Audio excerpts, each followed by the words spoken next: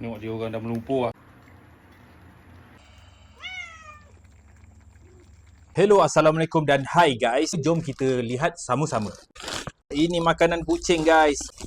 Ini guys, dia bagi banyak guys. Protein bagus guys. Dan packaging dari seller bak nice guys. Confirm tak akan leaking dan tak akan terkoyak. Ini rupanya packagingnya dan harga dia murah saja guys. Makanan kucing berprotein ini berbagai flavor yang ada. Ini flavor yang aku beli ialah ikan guys. Ini rupa makanannya guys ya.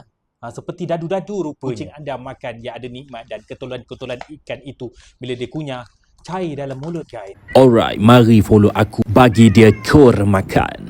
Tengok guys, bau tabur sikit dah mengelupur semua sebab makanan kucing ni membangkitkan selera kucing-kucing dan dia ada dua tekstur di situ seperti bubur dan ketulan-ketulan daging ikan ayam. Memang menyelerakan bila kucing-kucing anda makan makanan kucing ini. Dan jangan risau guys, makanan kucing ini ada sijil keselamatan antarabangsa. 100% tiada bijirin dan gluten free. Boleh pilih 3 flavor pilihan untuk setiap selera kucing anda. Jika ada berminat dengan makanan kucing yang harga murah berprotein untuk kucing anda, yang sihat lebat untuk bulu kucing anda, sila tekan di beg kuning. See you to the next video.